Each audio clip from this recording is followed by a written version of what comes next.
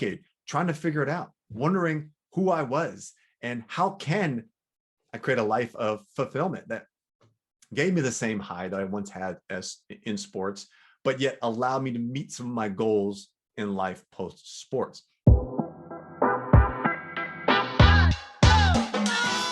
What would it look like? What would it feel like? What would your experience be in life if you were living your true passion? If you were doing exactly what you wanted to be doing, that thing that really excited you, that made you feel yourself, maybe as a former athlete, made you feel like you once did back playing sport, that fulfillment that you had stepping on the field or on the track or in the pool or on the court. What if you're doing that exact same thing in life today, post sports? Hey, my friends, it's Cletus Coffee. And I tell you what, I was in a very similar situation, questioning myself, going, how do I get back to that feeling that I once had as an athlete, where I felt fulfillment, joy, that high in life, where I just couldn't wait to get back out there and participate. I couldn't wait for a next season, the opportunity to train. And then once I transitioned over to life after sports, I could not find anything that gave me that similar feeling. Now is the time to transition from that mindset. You can do it, my friends. I am living proof of it, in the sense that I struggled for over a decade trying to figure it out, wondering who I was and how can I create a life of fulfillment that gave me the same high that I once had as in sports, but yet allowed me to meet some of my goals in life post sports. Well, I'm going to help you through that process. In fact, all of my courses in training and coaching goes along with helping you do just that. But we're going to talk specifically about the passion, because I come across so many athletes who have transitioned into life after sports, right? They've retired at whatever level, high school, college, professional, Olympian, it doesn't matter, who have said, gosh, I really wish I was doing X, right? Have their basketball academy, doing their mountain biking tour company, or working, training with athletes, or whatever it was, something that they truly were excited about, they're truly passionate about, but yet they're stuck in jobs that they don't like, that they're truly unfulfilled. It may be paying the bills and supporting the family and offering you opportunities outside of your passion that you really enjoy, but yet you walk in the door every day feeling like this is just not it. There's more to life than this. And I get you, because I've been in that position. So let's figure out how we can get that passion ramped back up. A couple key tips to help you do just that.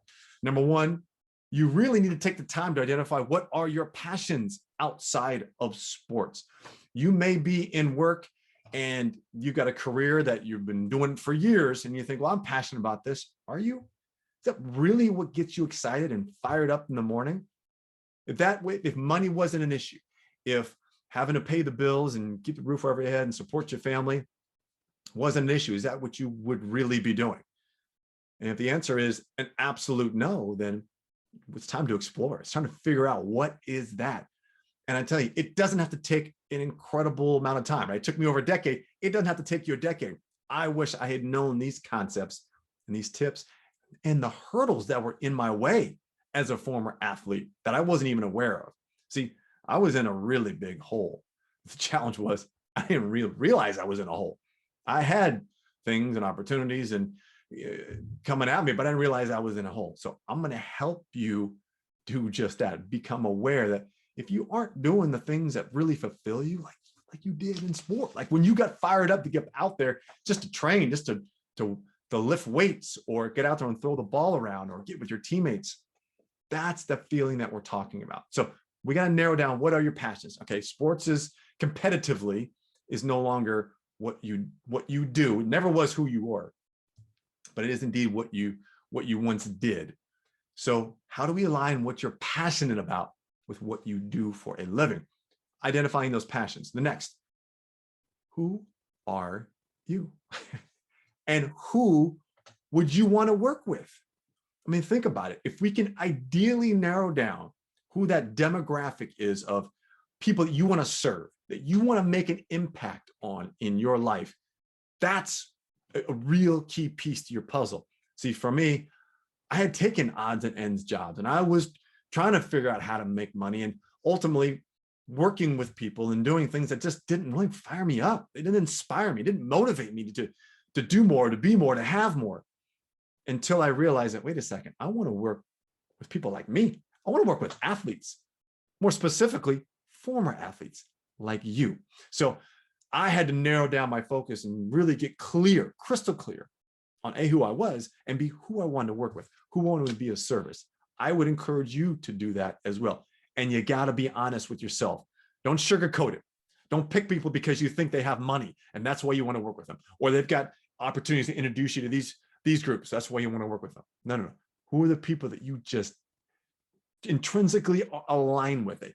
It's inside of you that's who you want to be able to serve and support. Who are those people? Once you find those people, find 3 or 4 of them, of individuals out there that are already serving that demographic of people that you want to serve. You're probably not the first person to create whatever it is that you're trying to do, and that's okay. You may be able to first one to do it in a particular niche or a particular way, or because you are you.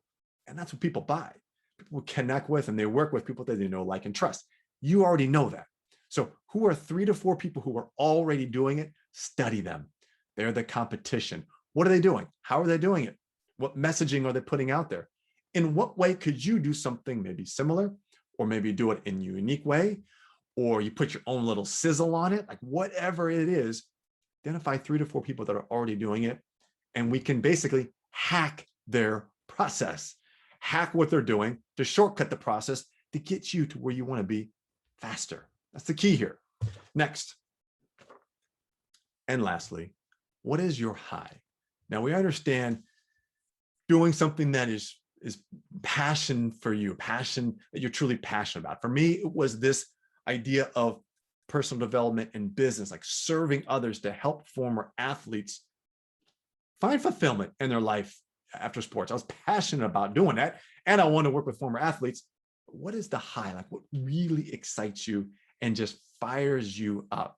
It was unique for me because I stumbled for a long time trying to figure this out.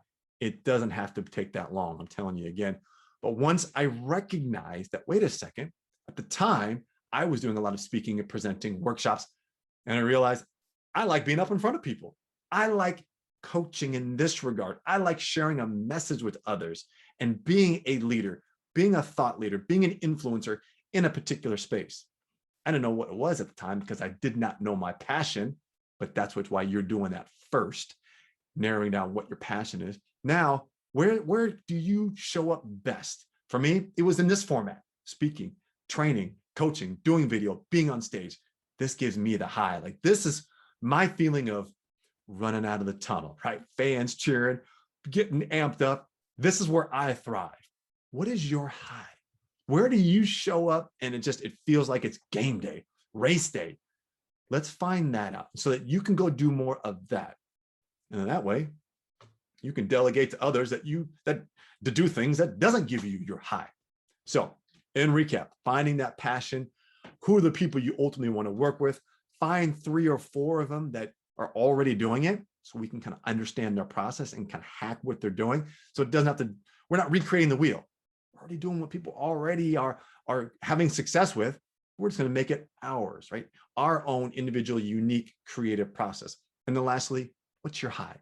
What is that thing that you just wake up on fire for every day because I get to do X? What is that thing that makes the feeling of running out onto the field for a simple practice day because you're just so stoked to be out there?